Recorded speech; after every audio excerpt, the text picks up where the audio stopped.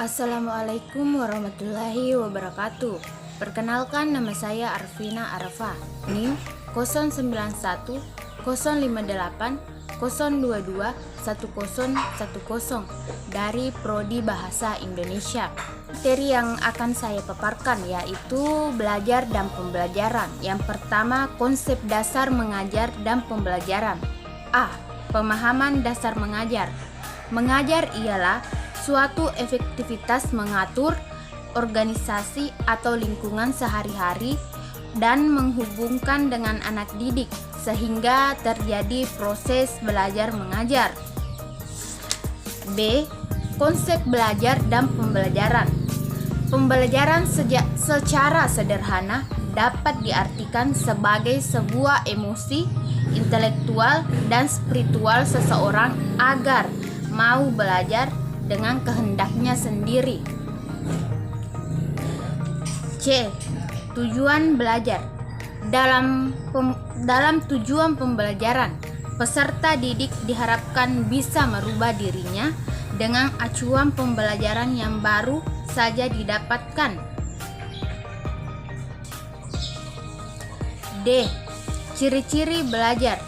Dari pendapat beberapa ahli tentang definisi belajar, Baharuddin dan Esa Nurwahyuni menyimpulkan beberapa ciri belajar, yaitu belajar ditandai dengan adanya perubahan tingkah laku. 2. Perubahan perilaku relatif permanen. 3. Perubahan tingkah laku tidak harus segera dapat diamati pada saat proses belajar berlangsung. 4. Perubahan tingkah laku merupakan hasil latihan atau pengalaman. 5. Pengalaman atau latihan itu dapat memberi penguatan. Prinsip-prinsip belajar. Prinsip belajar adalah konsep-konsep yang harus diterapkan di dalam proses belajar mengajar, yaitu seorang guru akan dapat melaksanakan tugasnya dengan baik apabila ia dapat menerapkan cara mengajar sesuai dengan prinsip-prinsip belajar. Yang kedua yaitu interaksi belajar mengajar. Interaksi adalah pengaruh timbal balik atau saling mempengaruhi satu sama lain yang minimal terjadi antara dua pihak. Kegiatan dalam interaksi belajar mengajar antara siswa dan guru. Proses pembelajaran perlu dilakukan dengan tenang dan menyenangkan.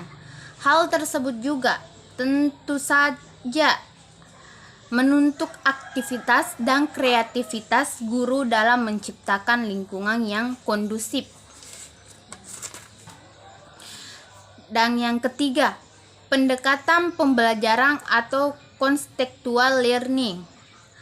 Pembelajaran kontekstual adalah konsep belajar di mana guru menghadiri dunia ke dalam kelasnya dan mendorong siswa membuat hubungan antara pengetahuan yang dimiliki dengan penerapan dalam kehidupan. Pendekatan kontekstual yang merupakan salah satu pendekatan pembelajaran yang menenangkan pentingnya lingkungan alamiah itu dapat diciptakan dalam proses belajar agar keras lebih hidup dan bermakna karena siswa mengalami sendiri apa yang dipelajari. Baiklah, sekian pemaparan materi belajar dan pembelajaran dari saya. Assalamualaikum warahmatullahi wabarakatuh.